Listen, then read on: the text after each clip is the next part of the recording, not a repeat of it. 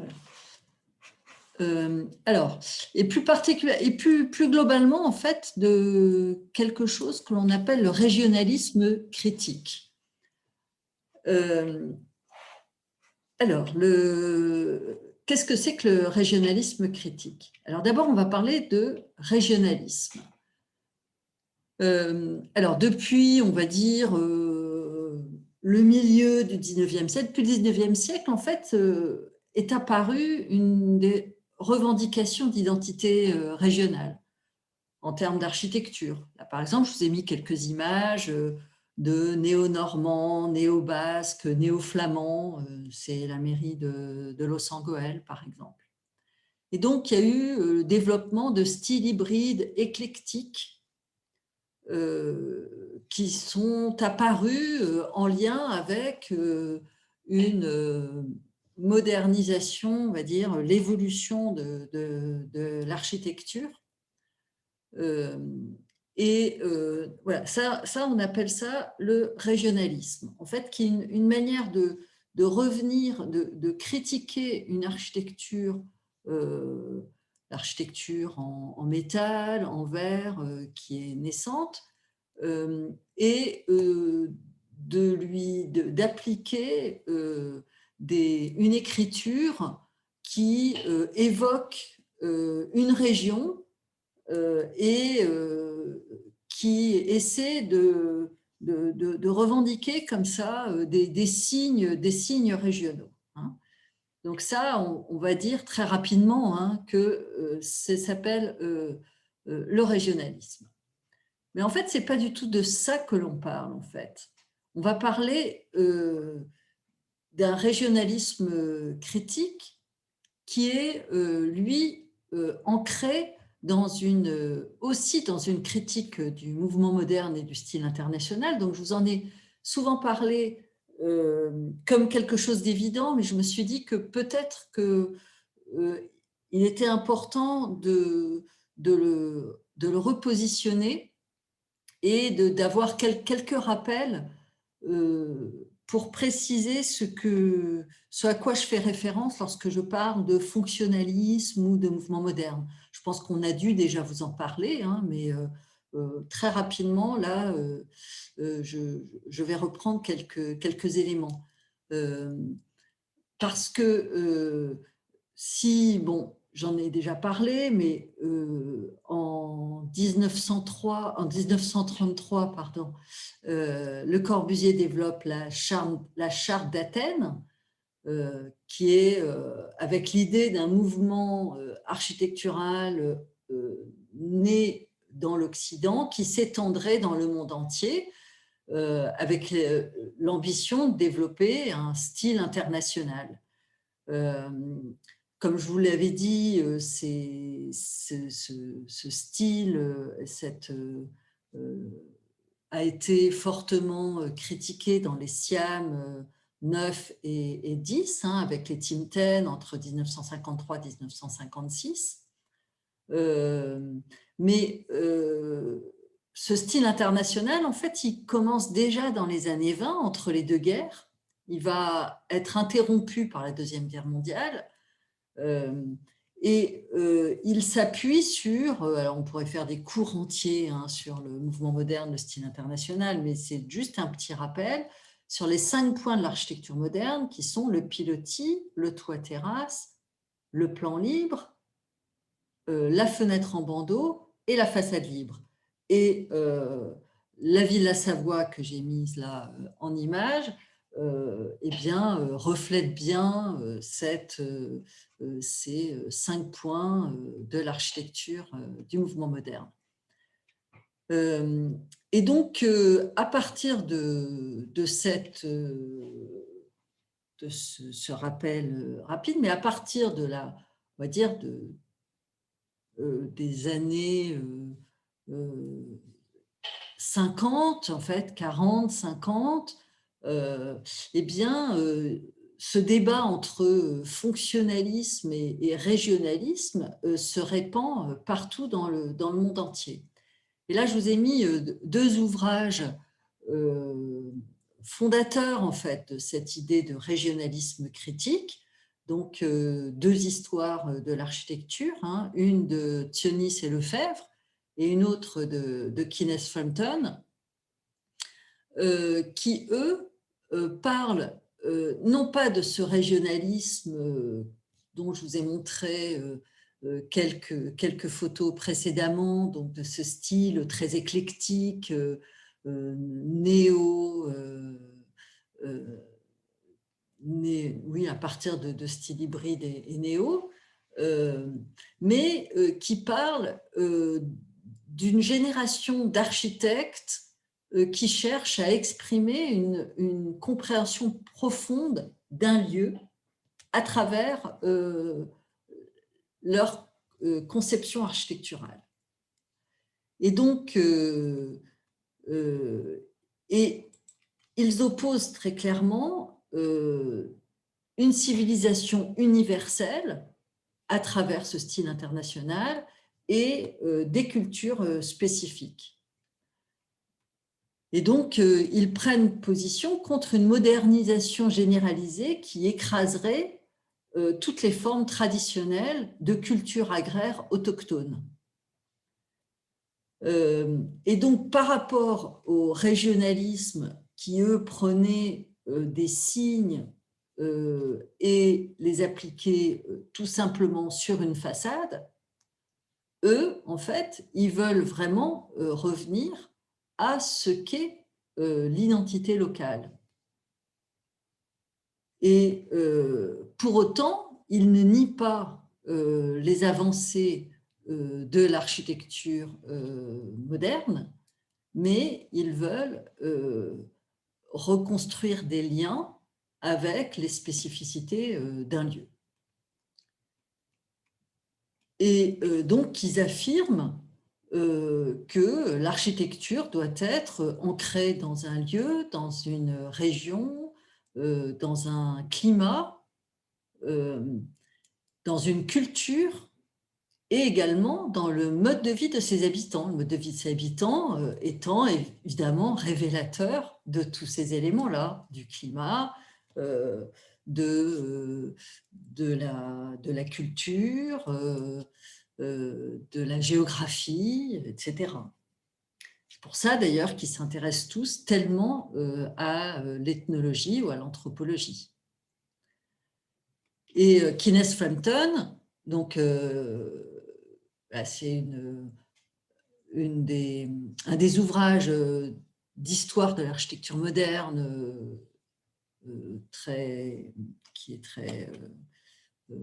très connu en fait, très célèbre.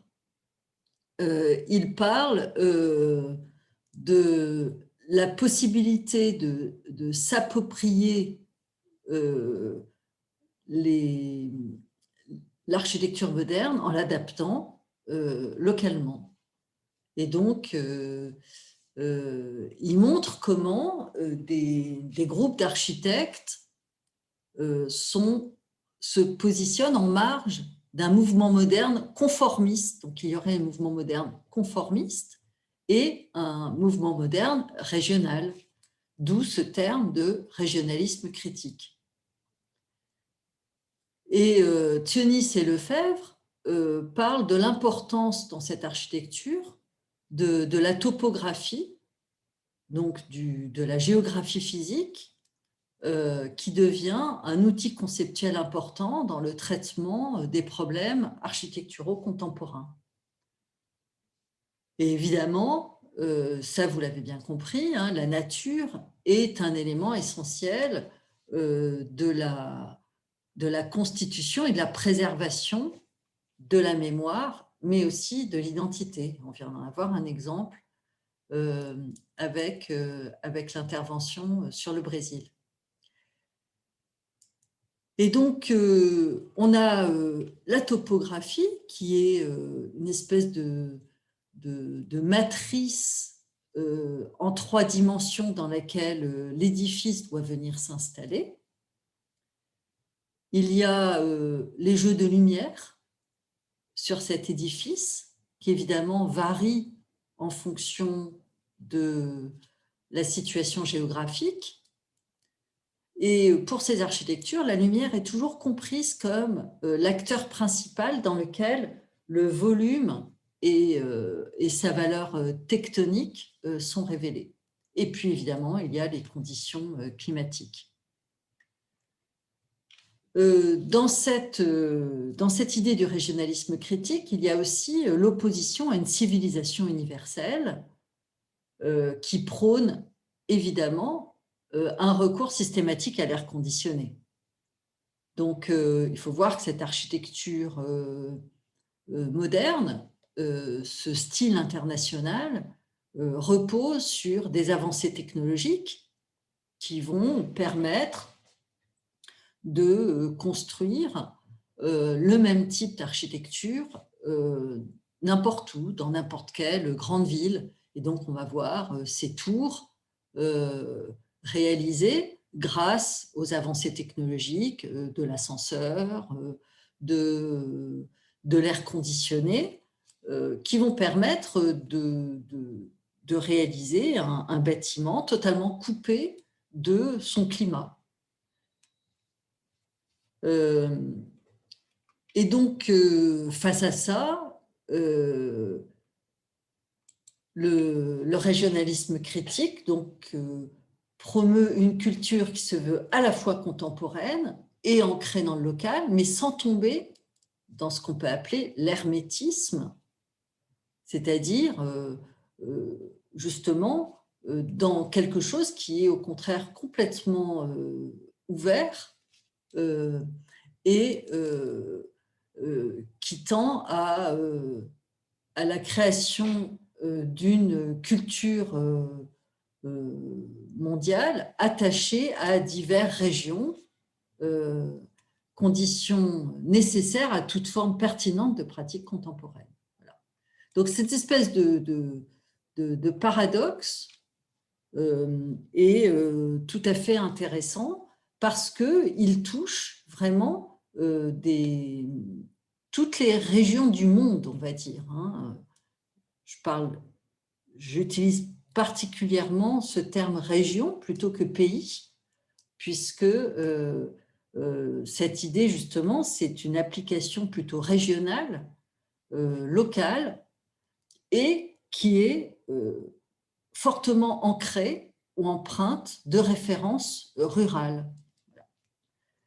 Alors, je vais prendre un exemple avant de partir au Mexique. Un exemple au Portugal que je ne vais pas beaucoup développer aujourd'hui, mais qui pourrait faire l'objet aussi d'un cours entier. En 1955, entre 1955 et 1962, au Portugal, le Syndicat national des architectes publie 2 volumes sur l'architecture traditionnelle qui s'appelle Architectura Popular em Portugal, qui est réalisé par des architectes, notamment Fernando Tavora, qui est un grand architecte portugais, et ils vont parcourir le pays en faisant des relevés d'architecture. Donc, je vous ai mis quelques pages de cet ouvrage qui est en 2 tomes et dont les exemples sont classés par région du Portugal. Alors, ce qui est intéressant, c'est que ce relevé est demandé par le gouvernement portugais sous un régime très, on va dire, traditionnaliste, et qu'il va fortement nourrir toute une génération d'architectes portugais qui vont développer leur travail à partir des années 75 ou après la révolution des œillets au Portugal, où il y a un développement d'un gouvernement de gauche qui va prendre le pouvoir au Portugal. Donc, cet ancrage rural qui est à l'origine donc motivé par un mouvement plutôt traditionnaliste, va vraiment nourrir toute une école d'architectes. Alors, Fernando Tavora est un architecte qui représentait le Portugal au Congrès des Siam et qui va être un architecte très très important dans une nouvelle école qui va s'appeler l'école de Porto, et dans lesquelles on va trouver des noms que vous connaissez peut-être, comme Álvaro Siza ou Eduardo Souto de Moura. Si vous ne les connaissez pas, vous les découvrirez, j'imagine, très vite, parce que ce sont des architectes qui sont encore vivants, hein, tous, et qui sont complètement essentiels. Voilà, je vous ai mis quelques images pour vous montrer ces architectures, où on a donc Fernando Tavora avec une architecture qui articule assez bien architecture traditionnelle et vocabulaire moderne, à travers cette petite maison, la Casa de Ferias, et à droite avec un pavillon de tennis qui est bien connu. Et en dessous, quelques références d'Álvaro Siza, de ses premiers travaux. J'ai inversé les noms d'ailleurs. À gauche, le Sahal Boussa, qui est une de ses premières réalisations de logements sociaux qui a été menée en participation avec les habitants dans un quartier très pauvre de Porto. Et à droite, le quartier Malagueria à Évora, où il a réalisé à partir de 2-3 types de maisons un quartier entier à Évora, avec une architecture extrêmement économique et rappelant, comme vous pouvez le voir, des rues traditionnelles du Portugal. Voilà.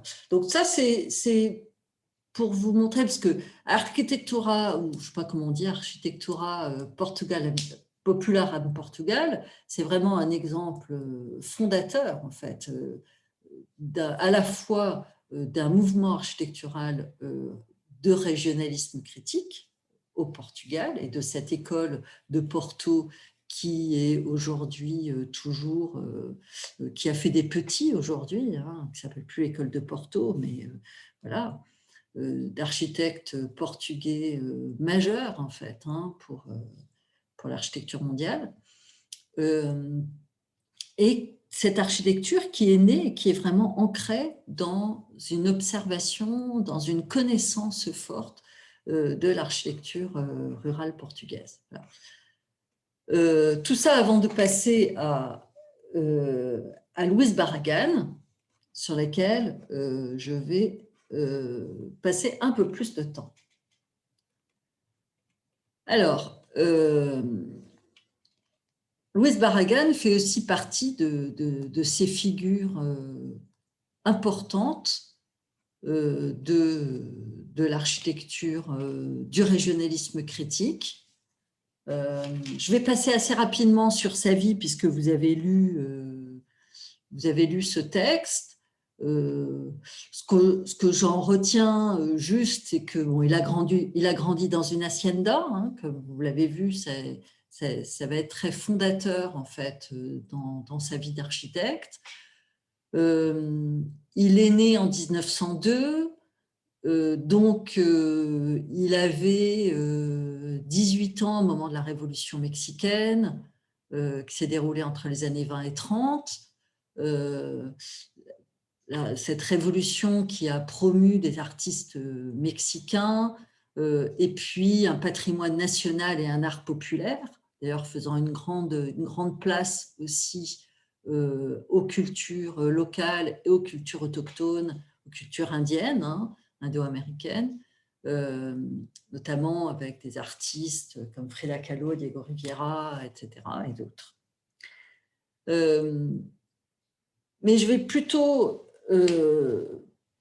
passer un peu de temps à raconter les voyages en Europe de Luis Barragán. Il a fait 2 voyages en Europe qui ont été tout à fait fondateurs pour lui.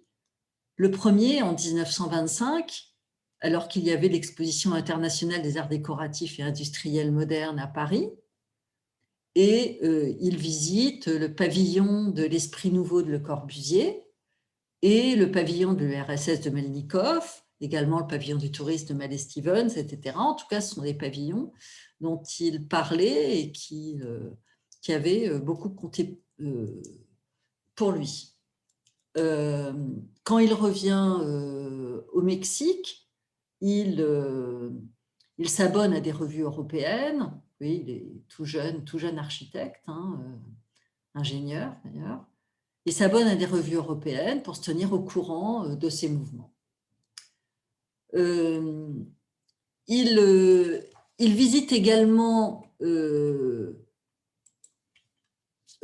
alors oui, il revient, il a un second voyage en Europe dans les années 30, où là, il rencontre Le Corbusier.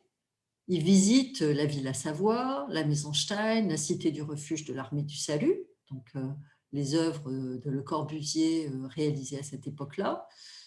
Mais il va un peu plus loin, il va en Espagne, il va dans le sud de la France, et il visite aussi l'Alhambra, et il rencontre Ferdinand Bach, qui est un dessinateur de jardin, avec, vous voyez, un style très différent de celui de l'architecture moderne, du style international, et donc qui réalise des jardins méditerranéens et qui, avec ces dessins magnifiques que je vous ai mis en bas. Lorsque Luis Barragán rentre au Mexique, il s'installe à Mexico. Donc vous avez vu qu'il est né à Guadalajara, qui est dans le Michoacán. Mais pour lui, la ville de Mexico, c'est vraiment là que le futur du pays doit pouvoir se faire, parce qu'il disait de Guadalajara, c'est une petite fille qui ne veut pas grandir. Voilà. Donc à l'époque, il trouvait très clairement que le Michoacán était un territoire qui n'évoluait pas et qui restait donc dans sa culture traditionnelle.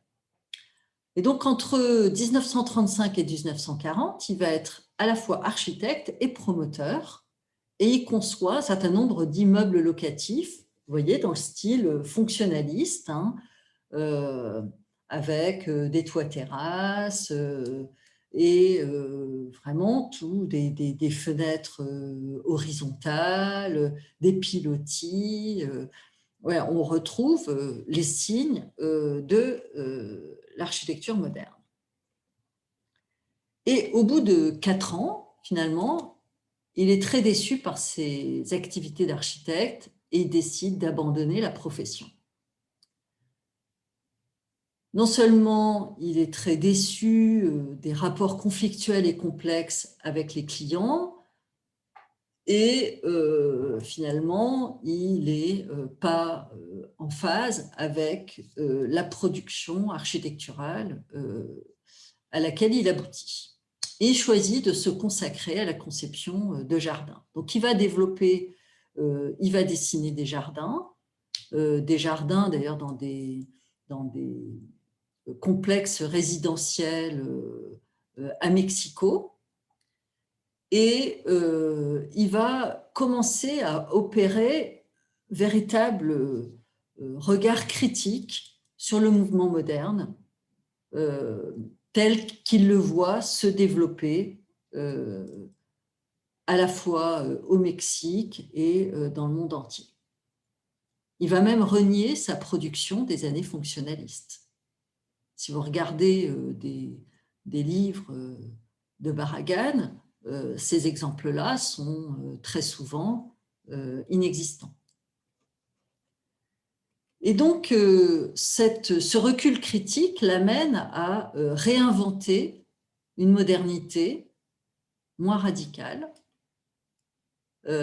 mais il n'oubliera pas ses influences européennes, notamment Le Corbusier ou Adolphe Loos, mais il va les confronter avec celles d'exemples d'architecture rurale ou artistique ou d'influence artistique mexicaine.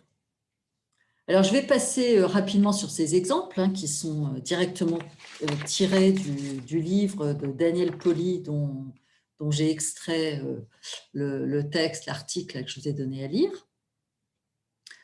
Ce qu'on voit dans ces images, en fait, c'est, et justement parce qu'elles sont en noir et blanc, on peut porter son attention sur la texture, sur l'importance des murs, hein, de peu d'ouverture, et ce rapport comme ça entre l'intérieur et l'extérieur, peut-être avec une certaine forme de mystérieux, hein, de coupure entre l'intérieur et l'extérieur. Donc dans ces voyages, en fait, où il va au Mexique, il va tirer toutes ces photos, c'est des dessins, des scènes villageoises, et passer de longs moments à réfléchir à l'architecture. Donc là, je vous ai mis une petite citation de Barragan où il dit « L'intérêt pour l'architecture qui s'est éveillé en moi doit beaucoup à la visite des villages du Mexique et des maisons populaires. La maison populaire mexicaine est d'une beauté incroyable, particulièrement celle du Michoacán. À l'époque, c'était celle qui était pour moi la plus belle. Elle illustre en moi l'amour de l'architecture et le désir de parvenir à ce que pourrait être une architecture moderne. » Alors, vous voyez, c'est intéressant parce qu'en fait, il utilise quand même le mot architecture moderne et il tourne autour et il réfléchit à la manière dont il pourrait articuler les choses. Voilà. Et ce qui le séduit donc dans cette architecture vernaculaire du Michoacán, c'est bien cette austérité des volumes et le charme dissimulé des patios. Dans sa bibliothèque, d'ailleurs, il y avait de nombreux ouvrages qu'il feuilletait quotidiennement, et des livres d'art, d'ethnologie, d'architecture, et dans lesquels il y avait beaucoup d'annotations, mais il y avait aussi des rayonnages entiers consacrés à l'architecture du Mexique coloniale, indigène, précolombienne, mais également au monde maghrébin, à l'architecture religieuse. C'était un fervent catholique, hein, Luis Barragan, et également, évidemment, à l'art des jardins, mais également à l'art africain. Voilà, donc encore quelques images. Donc ça, une image qui va être fondatrice pour lui, c'est cette image de ce rapport à l'eau qui est évidemment très important au Mexique, hein, et à ces lavoirs ou cette manière de conduire l'eau dans les haciendas. Aussi ces espaces protégés, ces patios, et puis les couleurs, ça qui va être essentiel pour son travail. On va le voir après. Alors, il dessine beaucoup. Vous voyez qu'il fait des dessins qui sont pas un grand dessinateur. Hein. Ces dessins ne sont pas particulièrement brillants, mais par contre, ce sont des dessins presque de relevé. Donc, il réfléchit, on voit bien, dans ses dessins, à la place de la maison et de la nature, à la fontaine, à l'espace public, aux façades, au percement des façades, etc. Voilà, des dessins plus d'ombre et de lumière. De tout petits percements, d'articulation de ces volumes, de ces masses, hein, les unes avec les autres. Des dessins beaucoup plus abstraits. Il dira, encore une citation, l'architecture, c'est le reflet de l'état spirituel de l'homme dans son temps. Le fonctionnalisme écrase l'homme. Alors, là, je vous ai mis quelques... Alors, Louis Barragan a eu le Pritzker Prize en 1980. Je vous encourage à regarder sur Internet la présentation, la petite conférence qu'il fait à cette occasion-là, qui est assez courte. Hein. Il va faire sa conférence à partir de mots-clés. Je vous en ai mis quelques-uns là, parce qu'ils sont particulièrement importants pour lui. Il va commencer par la religion et le mythe. Et il dit, il est impossible de comprendre l'art et la gloire de son histoire sans avouer la spiritualité religieuse et les racines mythiques qui nous mènent à la raison d'être, même du phénomène artistique. Vous voyez, donc le lien très immédiat entre le phénomène artistique et la spiritualité et les racines mythiques de l'architecture et de l'art. Deuxième mot, c'est beauté. Beauté, il dit, alors ce sont des extraits hein, évidemment, la vie humaine privée de beauté ne mérite pas d'être appelée ainsi. Voilà. Donc ce lien entre la vie et la beauté. Et donc cette quête de beauté qu'il va mener pendant toute sa vie est bien liée à ça en fait. Ce n'est pas une beauté qui est abstraite, c'est une beauté qui est liée à la vie humaine. Silence. Je me suis toujours efforcée de tenir compte du murmure intérieur placide du silence. Et dans mes fontaines, le silence chante. Donc là, on a tout le lien, vous allez voir, avec ces architectures, le lien entre l'eau, le silence comme une architecture dans laquelle, comme l'architecture traditionnelle mexicaine, dans laquelle il y a des patios, un rapport au jardin qui est important. Source. Une fontaine nous apporte la paix, la joie et la douce sensualité et atteint la perfection lorsque son pouvoir de nous ensorceler nous fait rêver des mondes lointains. Joie. Je pense qu'une œuvre d'art atteint la perfection quand elle arrive à transmettre une joie silencieuse et de la sérénité. Solitude. La solitude est une bonne compagnie et mon architecture n'est pas pour ceux qui craignent ou fuient. Donc, toujours ce rapport, vous voyez, silence, solitude, joie, il y a une dimension très spirituelle, en fait, dans son architecture. Mort. La certitude de la mort est ce qui nous pousse à l'action et donc à la vie. Et dans un élément religieux implicite d'une œuvre d'art, la vie triomphe de la mort. Voilà. Alors, maintenant, on va regarder quelques-unes de ses œuvres. Et on va commencer par sa maison. Bon, je verrai si on a le temps de passer un petit film, mais de toute façon, sinon, vous pourrez le regarder. Vous aurez la référence dans le PDF. Alors, ça, c'est sa maison et son agence à Mexico, 1947. Vous voyez qu'extérieurement, c'est très simple. On la remarque à peine. D'ailleurs, quand moi qui suis allée à Mexico visiter un certain nombre des œuvres de Barragan, eh bien, cette maison est dans une petite rue tout à fait banale et on peut passer à côté de la maison sans la voir. Voilà, donc extérieurement, un mur, deux portes, la porte de son agence, la porte de sa maison, un garage. Alors, vous n'oubliez pas, hein, vous dessinez en même temps. Hein. À l'intérieur, c'est complètement le contraire. À l'intérieur, c'est de la couleur. Ce sont des volumes très simples, mais très contrastés, avec des plans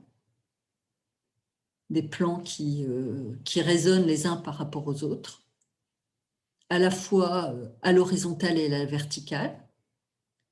Des percements, vous voyez, qui sont aussi petits, simples, qui laissent place au mur, à la masse, à la matière. Des percements en général verticaux, quelques percements horizontaux, vous voyez, qui ne cèdent pas au diktat de la baie horizontale. Ils l'utilisent, mais pas uniquement. Des plans ou des volumes qui jouent avec la nature. Ici, le contraste entre une verticalité et un élément organique avec l'arbre. Des terrasses, toujours des éléments extérieurs très forts qui ne sont pas sans rappeler justement la dimension de la solitude, la dimension spirituelle, de rapport au ciel. Et puis, dans la maison, eh bien, on découvre des cadrages, des rapports très forts entre l'intérieur et l'extérieur. Ici, la salle à manger avec le rapport au jardin, juste une grande baie vitrée. Vous voyez, ce n'est pas un percement, c'est juste une interruption de plan, de volume.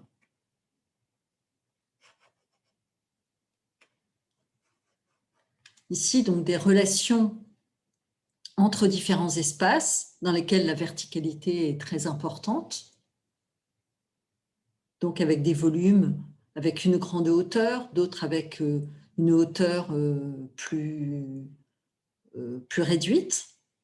Vous remarquerez que les portes sont toujours très basses. Et Barragan disait que lorsqu'on passe d'une pièce à l'autre, on se penche, on baisse la tête et on rentre dans une autre pièce. C'était une manière de marquer le passage d'une pièce à l'autre. Donc là aussi, on trouve un peu une volonté de se différencier du plan libre dans lequel tout est ouvert et on voit tout en une seule fois. Ici, au contraire, il y a toujours une dimension un peu mystérieuse.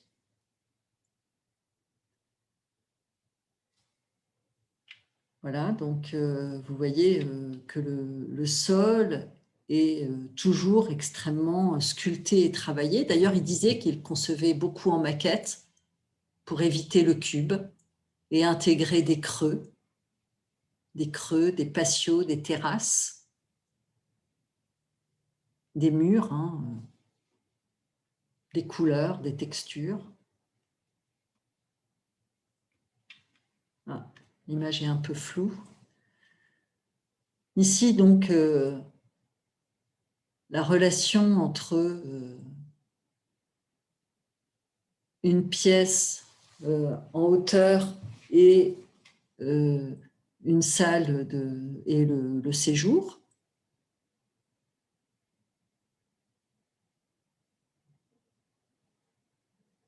Mais qui a des très grands percements.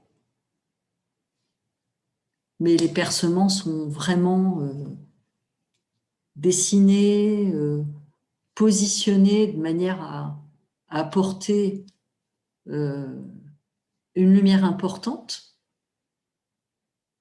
et à valoriser les murs, valoriser les éléments, la minéralité, la matière.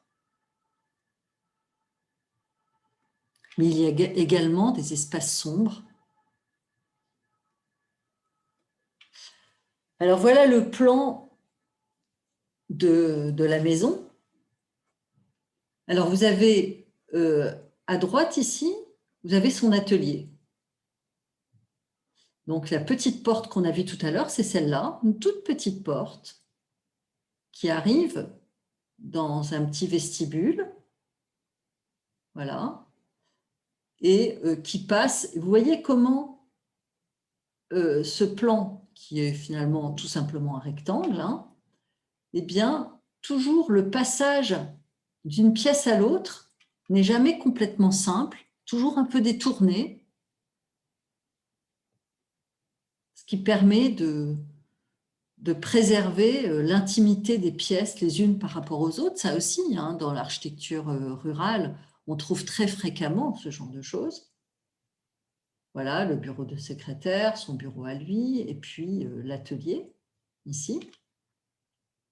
Un petit patio privé pour l'agence, une toute petite porte qui donne accès au jardin principal. L'autre petite porte qu'on a vue tout à l'heure sur l'extérieur est le garage. L'entrée donc de la maison,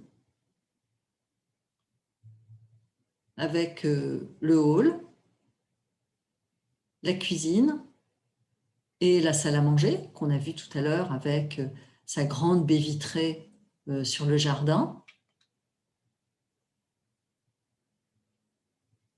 Et ici, donc, le séjour et la bibliothèque.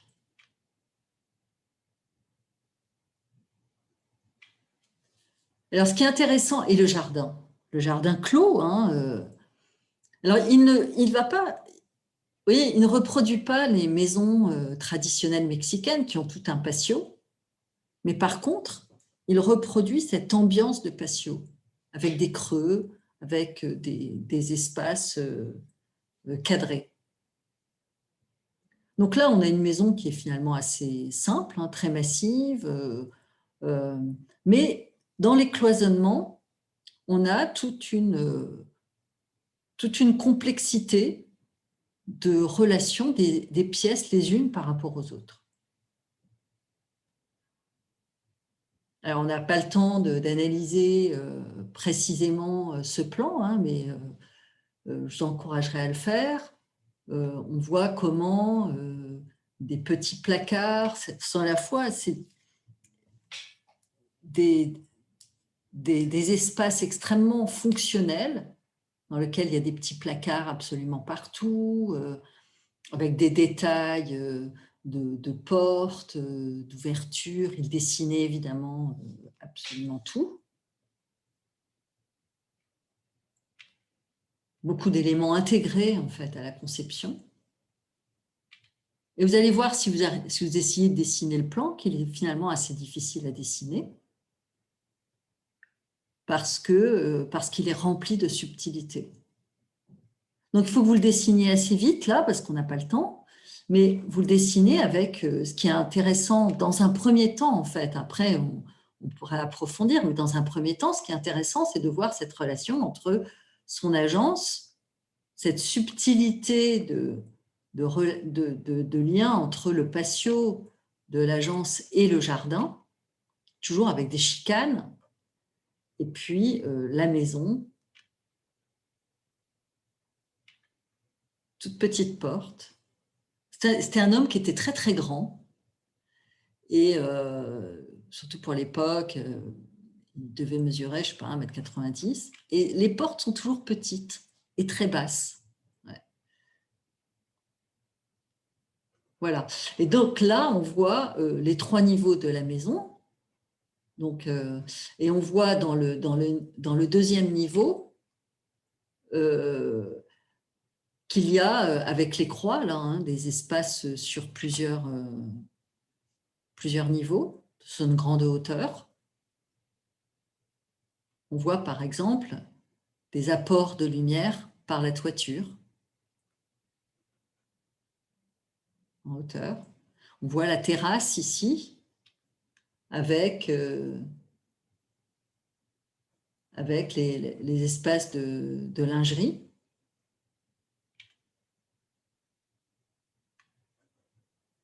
Et le logement des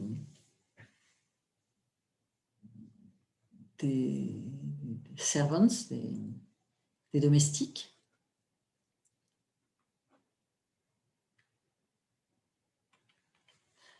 Alors, on va regarder un autre de ces bâtiments, les Capuchinas, qui est un petit couvent à Mexico,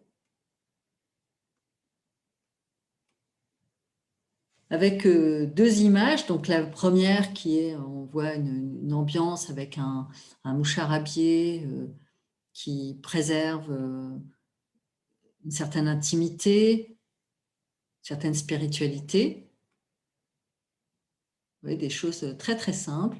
Et ici, dans le patio, enfin dans le jardin, un sol qui, lui, est vraiment sculpté dans son épaisseur, avec toujours des plantations intégrées, de la même façon que dans les maisons, en fait, les placards, tous les meubles sont complètement intégrés. Ici, on a un sol épais, avec beaucoup de matérialité.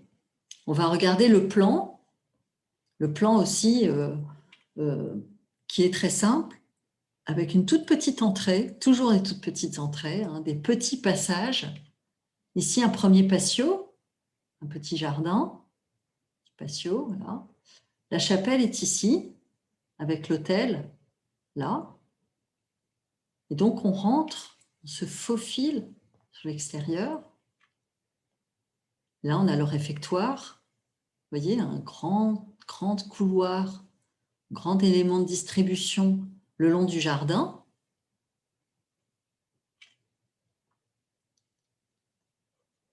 Et puis, à l'étage, eh bien, les éléments de logement des religieux, des petites cellules, donc un cloître. Et là aussi, on a quelque chose de beaucoup plus subtil, avec des creux, des jardins, des petites cours, un jardin, que juste une organisation en patio.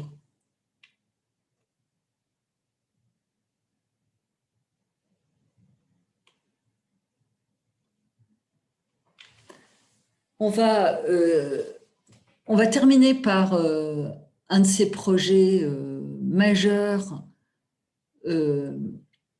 qui, à la fois des jardins, des espaces extérieurs, une fontaine, donc il y a à la fois une dimension publique et une dimension privative, où on a ici le dessin d'une place, ici le dessin d'une fontaine, toujours on est à Mexico City.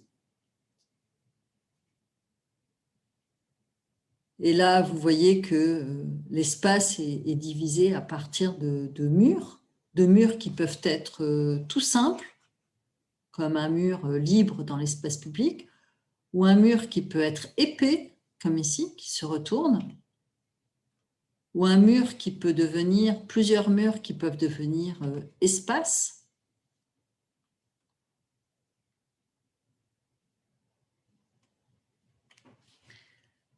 Ici, un de ces dessins que j'aime beaucoup, où il montre le rapport entre la dimension très longitudinale, en fait, de l'espace, le rapport à la nature, le rapport à la ville avec la voiture, à la circulation. ce grand mur ici, et cette circulation surélevée.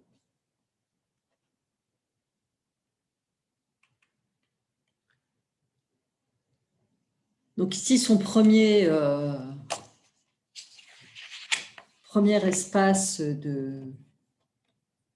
espace public autour de cette fontaine. Hein. Et vous voyez qu'on retrouve la référence de son hacienda dans le Michoacán, dans lequel il y avait ce grand abreuvoir en bois. Donc là, on retrouve sur la place de la fontaine cette grande fontaine longitudinale et toujours cette disproportion en fait entre des murs très très hauts et une ouverture d'espace public.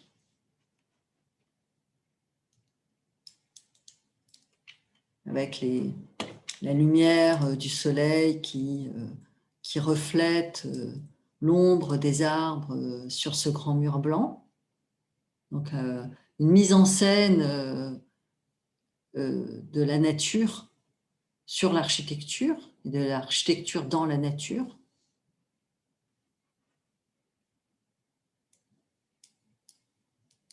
Chose qu'on voit bien dans ces petits dessins où ils représentent une puissance de la nature dans ce quartier-là de Mexico.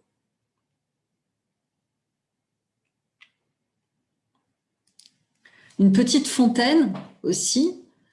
Donc ça, c'est un peu dans le même secteur de Mexico dans lequel il dessine à la fois des espaces publics et une villa, une petite hacienda. Donc là, dans ce dessin, moi, j'aime beaucoup cette petite fontaine parce qu'elle est finalement, à partir de quelques traits, on voit toute une invention spatiale avec une économie de moyens vraiment très forte. Et puis, vous voyez ce rapport entre le minéral, l'eau, le végétal.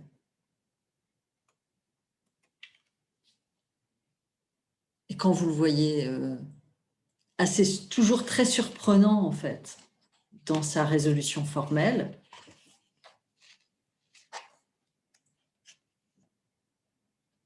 Avec ce sol en galets très, très présent, qui contraste avec l'eau. Il y a toujours beaucoup de mystère en fait dans ces architectures et beaucoup de surprises. Une dimension très sculpturale, très artistique. Donc voilà cette fontaine avec un espace qui est presque un espace de méditation.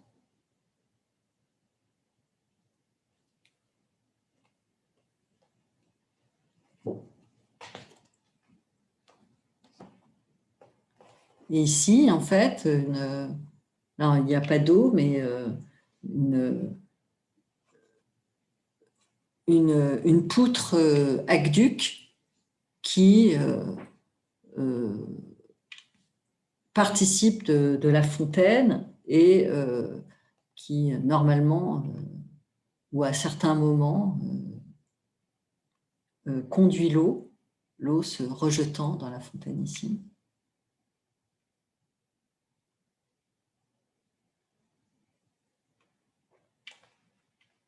Et la Cuadra San Cristobal, donc qui est une mini hacienda en fait, qu'il va dessiner toujours à Mexico City, dans le même quartier en fait de Mexico, qui est probablement une de ses réalisations les plus connues, en tout cas les plus photographiées, des livres entiers qui sont faits sur cette réalisation. Donc là, on a l'espace pour les chevaux, et là on voit quelque chose qui caractérise assez Barragan, en fait, qui est ce lien entre l'architecture et l'eau à travers ces formes d'aqueducs qui conduisent l'eau et qui le rejettent dans la fontaine. Donc les stèles des chevaux derrière, avec vous voyez, des choses très très simples, une petite toiture monopente avec reposant sur des poteaux, donc une architecture très économique, hein, très facile à construire, toujours construite d'ailleurs par des artisans locaux. Bon, j'avance un petit peu. Ici, la vue, bon, qui est un peu pixelisée de la fontaine centrale et de l'aire de la, qu'on appelle ça, la clairière. Non, voilà, des cadrages, l'arbre, hein, l'arbre existant autour desquels c'est construit l'espace des chevaux, les couleurs, les matières, enfin voilà.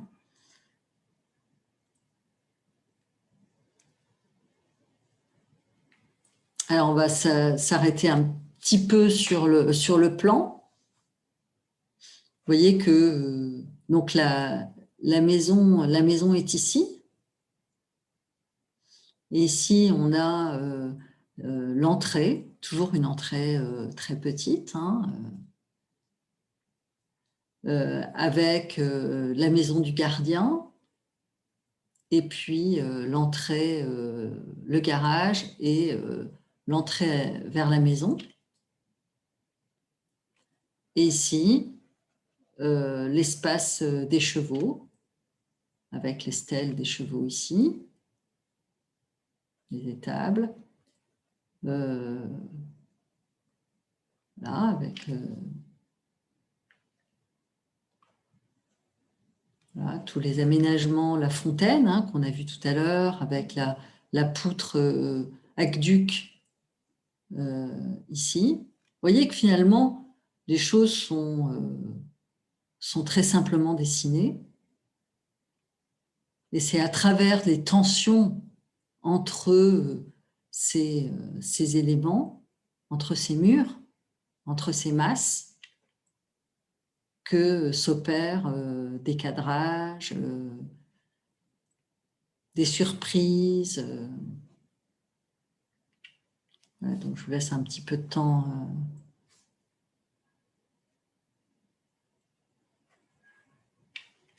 pour le dessiner, mais le dessiner plus dans sa grande composition. Vous voyez, par exemple, une grande composition dans un sens, grande composition dans l'autre, qui finalement redivise l'espace sous forme de grands carrés. Ces creux, en fait, qui sont tout simplement dessinés dans l'articulation entre les espaces, entre les volumes.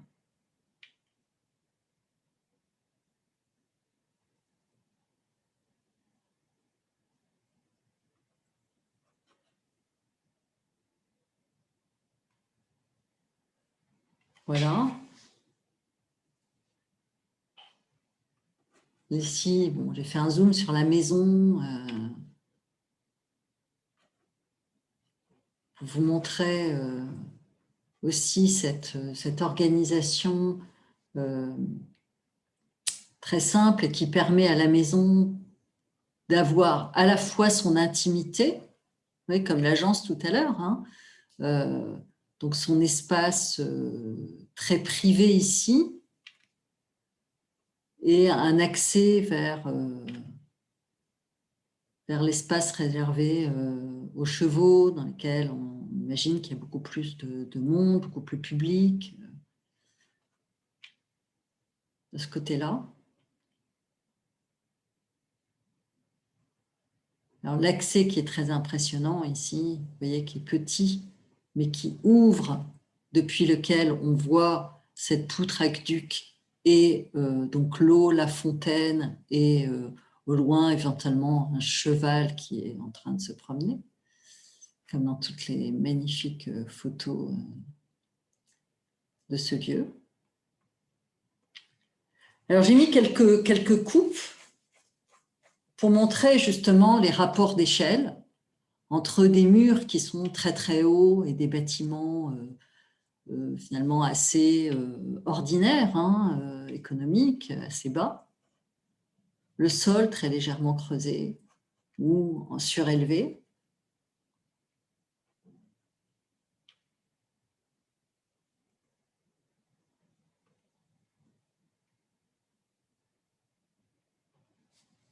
Voilà. Et pour terminer, donc le livre dont j'ai tiré les photos d'Armando Salas.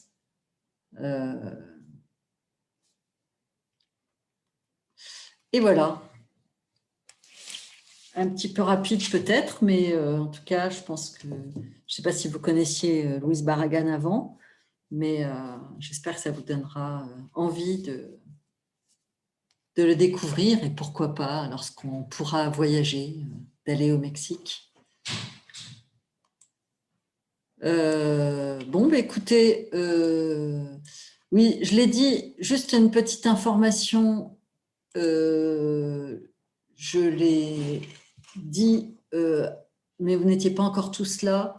Ceux qui ont éventuellement des problèmes informatiques, d'ordinateur, de connexion, n'hésitez pas à appeler l'école, à contacter le service informatique qui est à votre disposition et qui peut vous aider en vous prêtant une clé 4G, en vous prêtant un ordinateur, etc. La bibliothèque est ouverte sur rendez-vous. L'école est également ouverte sur rendez-vous si vous avez besoin d'y aller. Voilà, ça je pense que vous êtes plus au courant. Bon, bah, écoutez, bonne journée, bon après-midi, bon appétit et à la semaine prochaine. Merci beaucoup de même. Merci, au revoir. Bonne journée. Au revoir. Madame. Au revoir. Au revoir. Bonne journée.